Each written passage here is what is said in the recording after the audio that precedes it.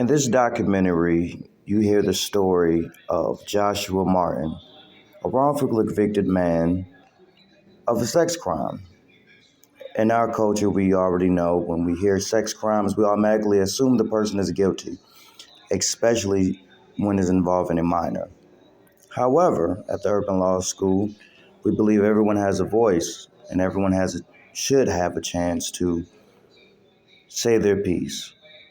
So, with us not being able to get Joshua, we were able to get his mother as well as his family to break down exactly what happened and what they believe should be enough to get him vindicated. So, I'll leave it up to you, the viewer. Is he guilty or is he innocent? It's up to you, people.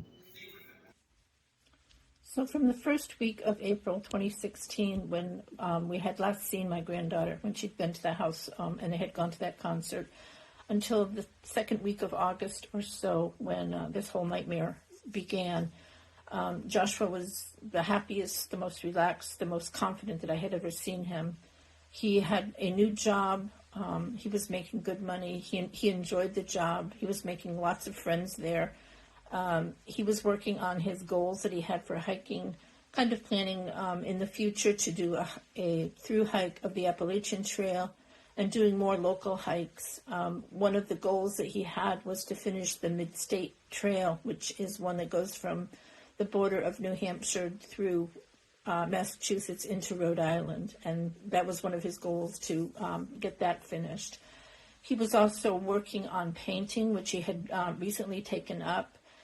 He had gone to a couple of paint nights in Falmouth, Mass. After he would get done work, he would drive there, which was a few hours away, but that was Josh. If he wanted to do something like that, he would go ahead and do it.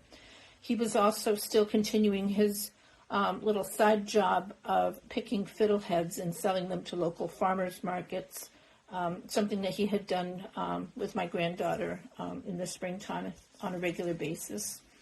And he was learning how to become a really good cook, learning how to fix fiddleheads and cook them, and just gaining more confidence in everything that he did. Just to give you a little backstory of what else Joshua and the rest of the family were dealing with around the same time. In January of 2015, his aunt committed suicide. In June of that same year, his beloved grandmother passed away. And in September, his beloved Daggett passed away. In October that year, we took their ashes to the Cape. They wanted to be interred together, and we took them to the Cape and put them on their favorite beach where they used to go on vacation. Also, at Christmas time, my son's cousin had several brain aneurysms burst, and she was in ICU for several months. There were many times that we didn't think that she was going to make it. She did finally pull through and had to go through a long term of recovery and rehab. In March of 2016, my daughter had a miscarriage, so he was dealing with that. And then in August, on the same day that they came to search our house, he found out that his best friend from high school had passed away from an aortic aneurysm. This is a friend that he had had since second grade. They both had the same first name, and they were kind of close. And his friend Josh was training for a marathon at the time. So after my son's arrest, our lawyer came to our house to interview us, to get some more information. He took a lot of pictures of the house and the inside and the outside, and especially of my granddaughter's bedroom, where this supposedly had all happened. Her bedroom was a disaster. We had been having some work done on our kitchen a couple of years before, and one morning when she was staying with us, one Saturday morning, she came downstairs early in the morning with a big strip of wallpaper from her bedroom in her hand, and she said, "Grammy, if you can get a new kitchen, then I want a new bedroom." And I figured, no big deal. We can, we'll repaint it. It had been my daughter's bedroom when she was little, and so I'm sure the wallpaper was not anything that my granddaughter liked. So that became our project, and when she would come over on Saturdays, we would strip wallpaper from her bedroom wall. Several times she got a little frustrated because she didn't feel like she was stripping off enough at a time. So instead of using a putty knife to strip the wallpaper, she decided that using a screwdriver would be quicker and faster. And of course, it took some of the plaster off of the wall. So when the lawyer came to look at the bedroom and take pictures, that was the state that the bedroom was in. I was going to go ahead many times and just patch it up and repaint it, but my granddaughter did not want me to do that. She said she wanted to be a part of it, and she couldn't decide if she wanted us just to get new wallpaper to put up or if she wanted us to paint it. At one point, she suggested that we do a mural of a horse on it for her. So we were going through all of that, and also I gave the lawyer a list of people to talk to that he could use as witnesses, and his words to us was that he didn't think he would talk to any of them because what they had to say would strictly be opinions. He had no idea what they were going to say because he never talked to them, so he couldn't tell if it was going to be opinions or not. And certainly what was going on the other side was not only opinions, but downright lies.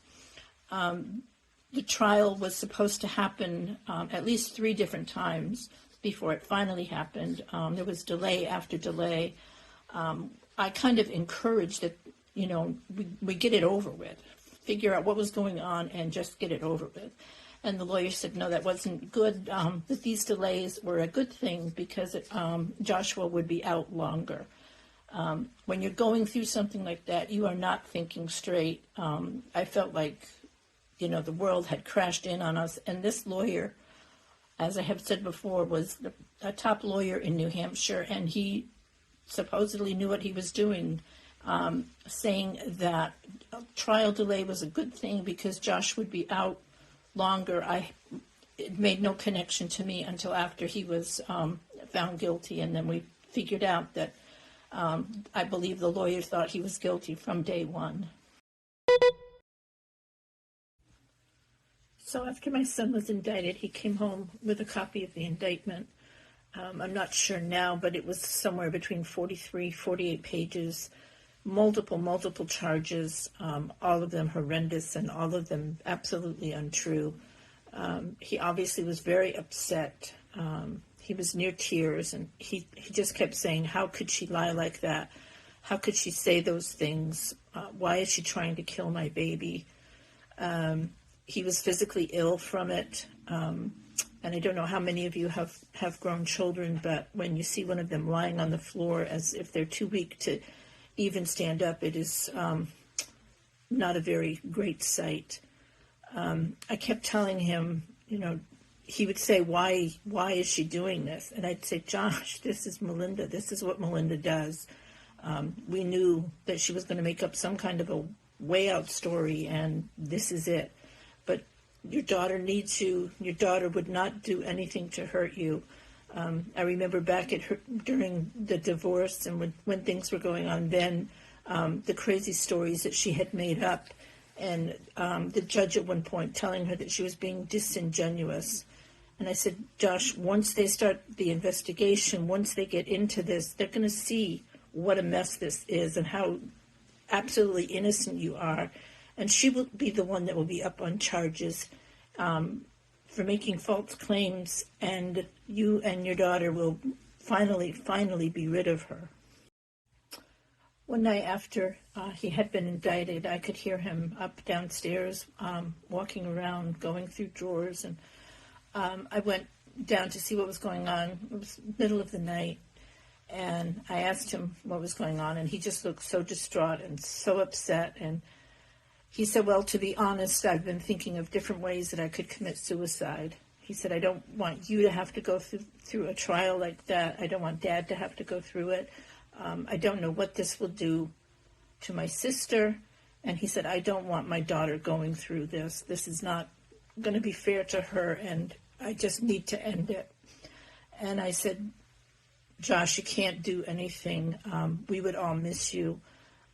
Your daughter is going to need you when this mess is over. You're the only sane person in her life. And once her mother is out of the picture, she's going to need somebody sane and normal to deal with everything that will be going on. So you can't do anything. And towards the beginning when Melinda would have her outbursts and just go crazy, he would say, I've had enough of this. I can't deal with her and her craziness anymore. I'm just going to move to Maine and live with Craig, and she can just, do what she wants to. And I did convince him more than once that he needed to stay around for his daughter because, as I told him many times, your daughter needs you, and she loves you, and you know that she would never, ever do anything to hurt you. So he did finally settle down, and I'm sure that it was still in the back of his mind that the horror of a trial and what it would do to his daughter and what it would do to the rest of us. But he did finally calm down and decided that we would continue onward. And after the indictment, things kind of settled down for a while with the trial and everything. The trial was postponed multiple times because the prosecution couldn't get records.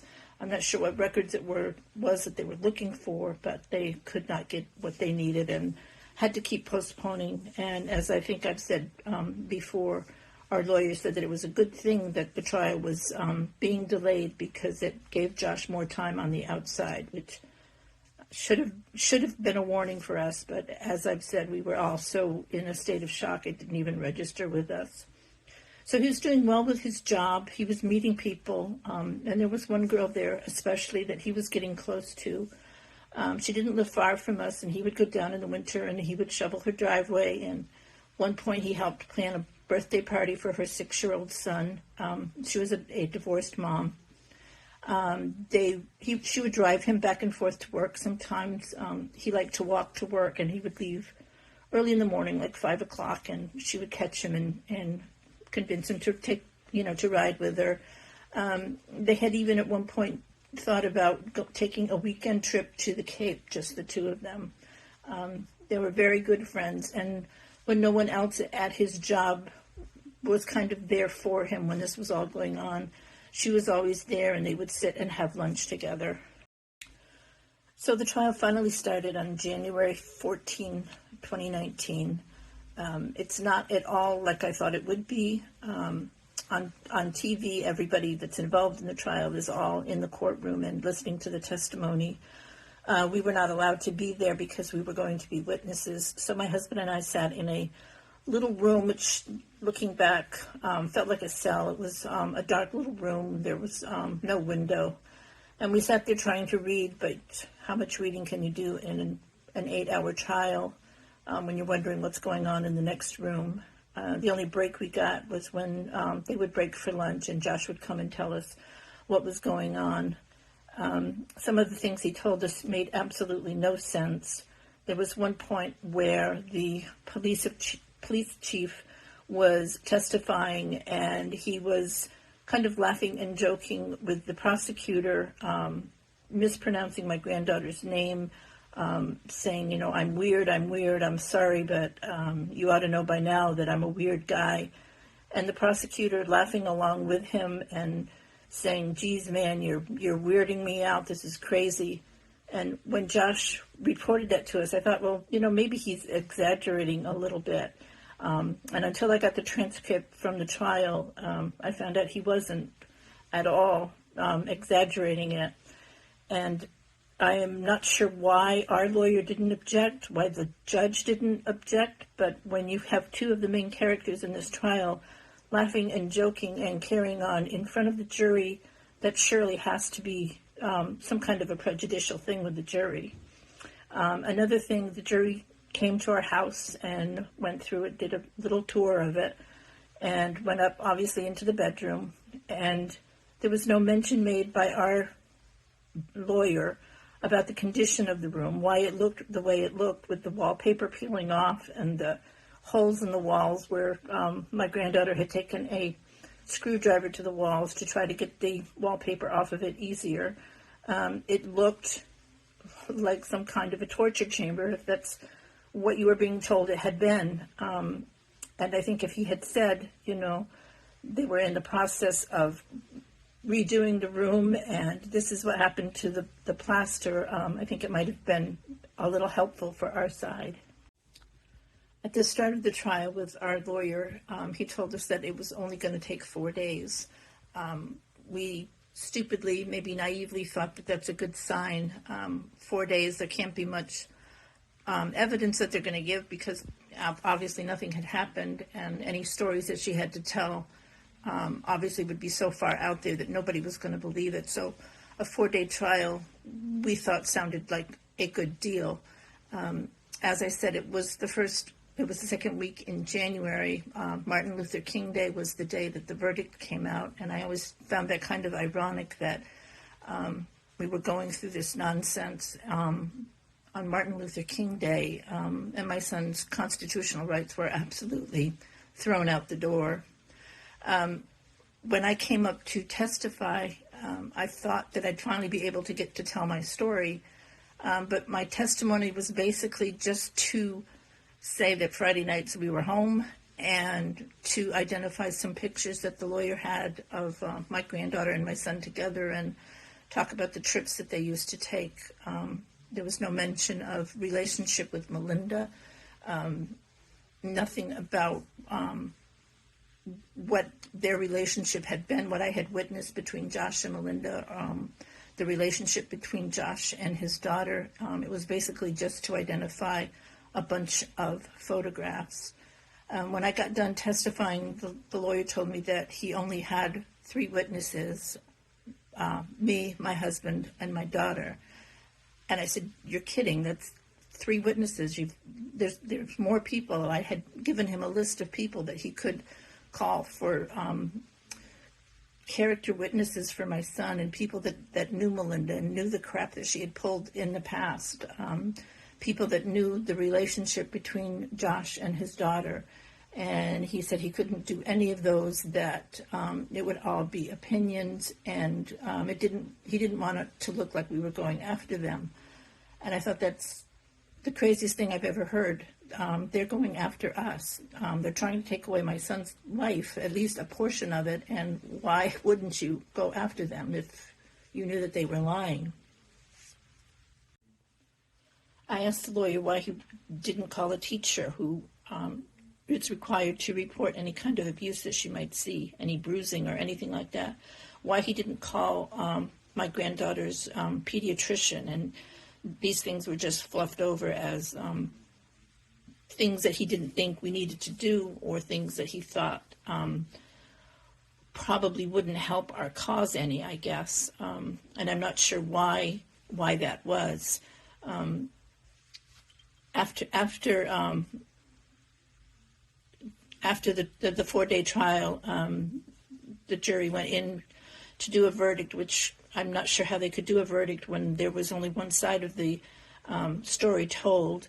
I did ask the lawyer again about the rope. It was now sitting on the evidence table, all unwound as if it had been used. And he said, "Oh, well, they're not even saying that that's the rope that was used."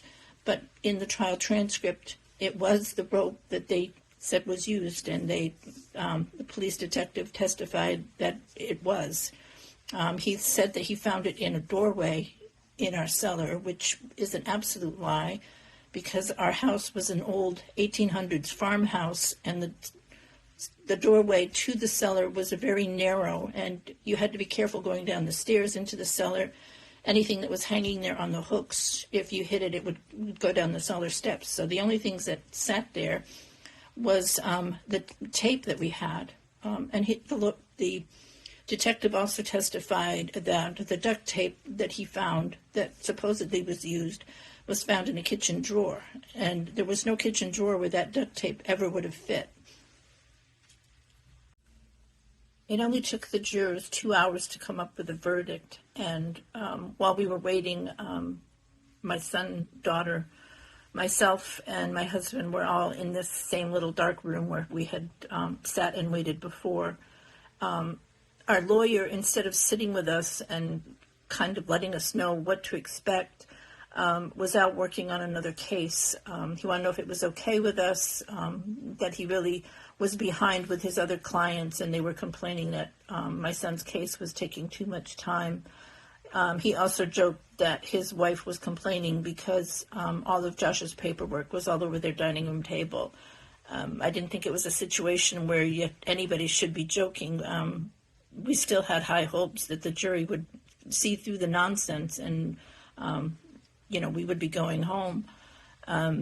Before they came out with a verdict, the night before, the lawyer told us to take your son out and have a good dinner with him, as if he knew what was coming the next day.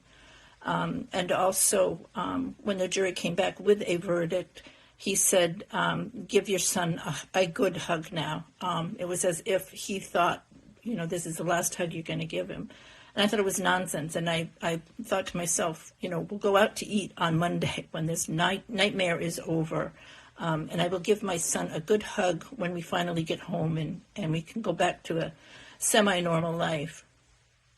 But the jury came back and the verdict was guilty.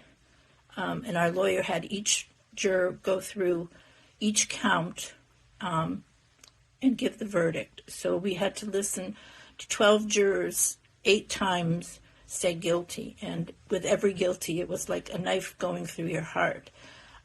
One of the jurors was very upset and crying while she gave her verdict. I don't know what that meant. Obviously not much. But we had to go through that. And while we were waiting, there was an incident during the trial where all of a sudden I could hear my granddaughter crying and carrying on. And we were out in the hallway at the time, and I could see her down at the end of the hall being hugged and saying, I'm sorry, I forgot. And I asked the lawyer what was going on, and apparently she had claimed that one of the incidences that had happened was when we had been visiting my in-laws in Connecticut. The only problem with that was that my in-laws had been dead for a year when she made that statement, and there was no way we would be visiting them if they were dead. And that was the only time in the entire trial or any of her interviews where she showed any kind of emotion, got upset or anything. And I thought it was a little telling that she was crying to her mother that she was sorry and that she forgot. So my son was sent to the county jail to await for the sentencing, which, the way everything else had gone with this trial, was scheduled for my birthday, which was a wonderful thing. While he was there, we could have no physical contact with him. We could make phone calls, which were limited to 5 minutes, and they were $15 for the 5-minute phone call, which was crazy because it was basically a local phone call. The county jail was only a few minutes from our home. We were able to have video visits with him.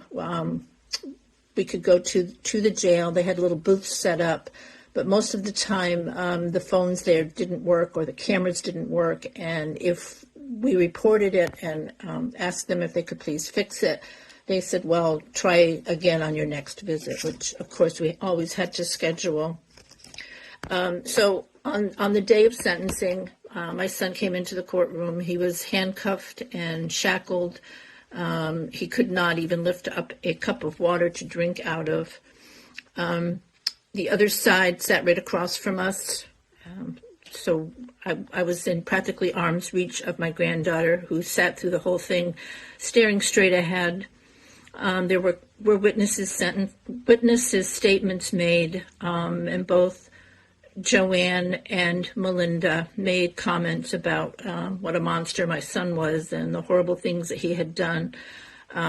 Just very graphic and horrible, and all of them were lies. My granddaughter did not make a statement. She had written something that she gave to, I believe, a counselor to read for her. So after the witnesses' statements, the judge left to go do his deliberations. And while he was gone, the prosecutor came to where my granddaughter was sitting and started laughing and joking with them. And they were having a great time telling jokes and just being really, I thought, very unethical and very unnecessary. One of the jokes the prosecutor was talking about was a dog that I believe he owned, or someone that he knew owned, that was both blind and deaf, and he thought how funny it was watching the dog walk into a wall. And I couldn't help but think about how crass that was and how upset my son would have been listening to that story, especially, with his love of animals, and how upset he had gotten when he was about 14 and the animals that had been killed in the kennel. The judge came back to give out his sentence, and he sentenced my son to 30 to 60 years in prison, eligible for parole after serving 40 years, which would make my son about 80 years old when he got out, which was just a ridiculous comment even to make. And again, he said that his sentence was based on the evidence, which there was none of, and also on the witness statements that had been made. After the sentencing, everybody cleared out. We kind of stayed behind, just holding hands, trying to breathe, watching my son walk out, just shaking his head side to side like he had no idea what was actually happening to him. Our lawyer came up to us and said, well, I guess the judge didn't like us, which is a stupid comment to make, because it shouldn't matter whether a judge likes you or doesn't like you. It should all be based on what the evidence is, and nothing to do with likes or dislikes. Also, right before the judge, or after the judge had placed sentence, he said to us, referring to my husband and myself, that possibly, as he said, maybe it was quiet and that's why you never heard anything. And I think if you're sentencing someone to life in prison, you better have something better than a maybe it was this way or a maybe it was that way. You better be sure of what you're doing. And he obviously had no clue. So I didn't find out until actually recently that when my son went to the prison, he was in solitary confinement until they could find a bunk for him. He was not allowed to be put into the general population right off, and I believe some of that is just to break their spirit and make them thankful for the little bit that they are going to receive in the future. While he was in solitary, he was allowed to come out for an hour a day to shower. He had no magazines, nothing to pass the time, and he said that he saved his milk cartons and made a deck of cards out of them. It sounds like 1750s French jail, but this is American justice in 2023. My son's appeal was postponed several times, mostly due to the COVID outbreak. But again, that was typical for this trial. The trial itself had been postponed multiple times so the prosecutor could get records of what we never actually ever found out. But so we all go to the appeal. My husband, myself, and one of my sisters went. And our lawyer was given 15 minutes to prove his case. The other side said nothing. There was just some lawyer who I had never seen before who was just sitting there. After our lawyer had given his case and pointed out that some of the evidence there was none of, the bedroom door being locked when there was no lock on the door, and other things that he pointed out. And one of the appeal judges actually said, in cases like this, the evidence really doesn't mean anything.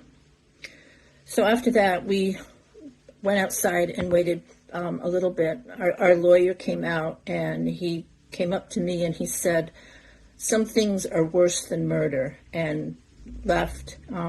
He gave me a speech before that he had never deserted any of his clients, and he certainly wouldn't desert Josh, that he would be there on Wednesdays to visit him, and he would do everything he could to get him set free. And that's the last conversation that I had with our lawyer, and Since then, he's pretty much ignored every email or phone call that I have made to him. So much for sticking by his clients. We did hire a private investigator after all of this to see what she could do. Again, we Googled and we searched, found this one who seemed to be really good. She had worked with our lawyer before. She was very highly rated.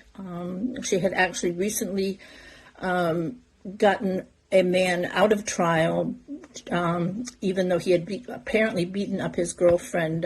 He was the only one in the house at the time.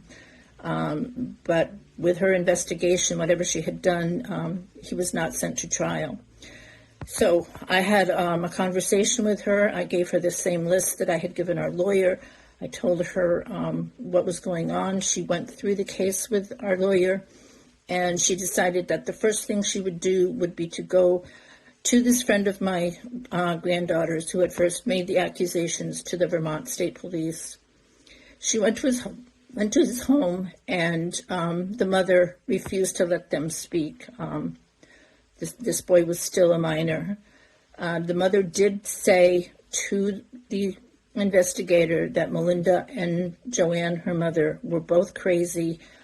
She didn't want her son to have anything to do with any of them anymore, and that was pretty much it. So the private investigator came back, went over everything with our lawyer again, and then she contacted me and said there was nothing else that she could do and we should save our money. And again, before she had talked to our lawyer, she said that she would, do everything she could, and apparently all she could do was go and not talk to anyone. I found out that our appeal had not gone through a text message that I received from one of my daughter's friends. Apparently, our lawyer had emailed me, but it had gotten mixed up in my junk file, and I did not receive the notice, which was kind of typical. It was exactly what I expected. Apparently, he didn't have the courage to pick up a phone and give me a phone call. So I emailed him, and I told him that we were going to hire another lawyer to review our case and see if there was anything that he could do, kind of get a second opinion on everything. Our lawyer said that was a good thing to do, that we could try for ineffective counsel, which was the first time I had ever heard that term. He said there might be 3 or 4 things that we could use, and to let him know who the lawyer was, and he would be happy to work with him. So we hired a lawyer, and again, a very well-known, very good lawyer that I still have a lot of respect for, because I think he did the best that he could with what he was given. So they had a conversation. The lawyer reviewed everything, went through the trial transcript, through all the evidence that I had had given him, videos and such. And he came back after speaking with our lawyer and said that our son was obviously railroaded, that there was a non-existent investigation, and that there were multiple holes in the story, but that there really was nothing else that he could do. I'm not sure why he said that when ineffective counsel had been brought up, but after speaking again with our lawyer, he said our best bet was to wait 20 years and possibly my son could put in for a reduced sentence. And again, 20 years, he would be in his mid-60s, which would be, as he said, absolutely pointless. He would be getting out as a convicted sex offender at 60, and what kind of a life would he have after that? My son and I are writing a book about his case, in the hopes that maybe somebody will read it and be able to help us, but maybe it will also help other people to not get into the situation that he was put into. He has written something that I would like to read that I think tells what he's going through right now. It is the people that I miss the most and that still mean the most. This gets to be to the point of where life is versus where or what it was supposed to be. Where it was supposed to be was that I had a steady job. I had a typical 2010s middle-ish class of life of working Monday through Friday, 7 to 3:30 p.m., Being it was the 2000s, that meant that I could not afford a place of my own, but I was saving up for one. I had about $5,000 in savings, a car that was paid off and that would last another year or two, along with my ambition of growing with the company or starting a small business of my own someday. I had the ambition of hiking the Appalachian Trail. I had it planned to start on April 8th, 2024, a day when we are going to have a solar eclipse that would be very close to Mount Katahdin in Maine. I had dreams of starting my own family with my friend and building something special together. Being content and happy and seeing my daughter succeed and continuing family traditions and maybe making new ones with my parents, sister, nieces, cousins, aunts, and uncles. Reestablishing old friendships and building the new ones at my place of work or through my paint nights, poker nights, or on Facebook. Hiking, sports, with the outdoor people. Just my little slice of life of the so-called American dream. I never asked for much, and none of this may sound like a lot to you, but it was the chance of having the best life for me and being able to make it better for those around me. Now all of that is gone and impossible to get back. All I can do is wonder why. Instead, where life is a zero. I am helpless to turn it into anything, making it minute by minute or day by day, but it's all one long day. How can I be productive and not bitter? How can I be around all this evil, but still want to help and make things better? How can I not be distracted by what I should be doing or experiencing and who with? How can I get happy over chicken in a bag or a box of Cheez-Its or a game of cribbage? How can I get up for a job at the plate shop or property or the kitchen, making $3 a day?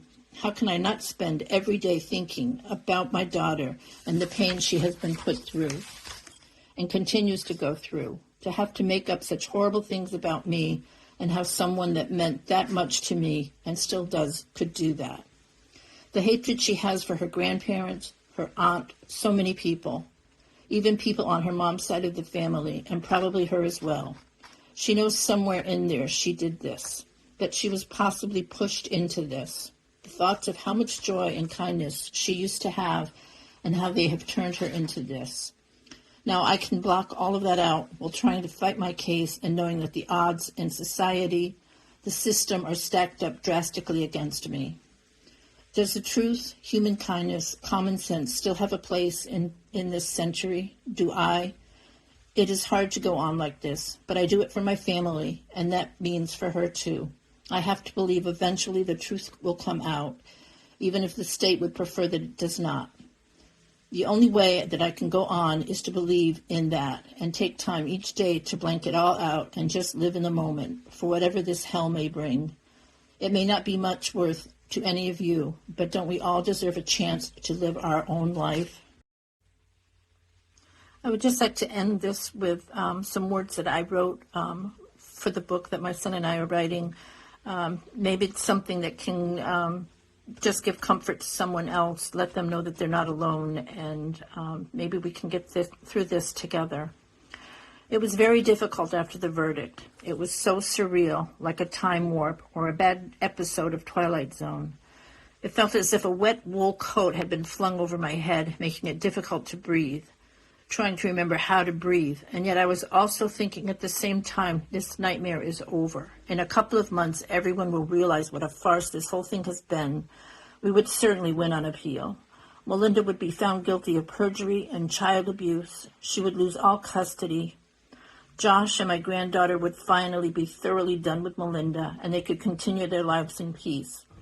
I remember telling my family who were standing in the courtroom next to my lawyer, my husband, my daughter, my husband, my brother-in-law who had come from Connecticut to offer his support, "It's okay. We're going to have a better Christmas this year." As it turned out, I was way too optimistic. Not a better Christmas.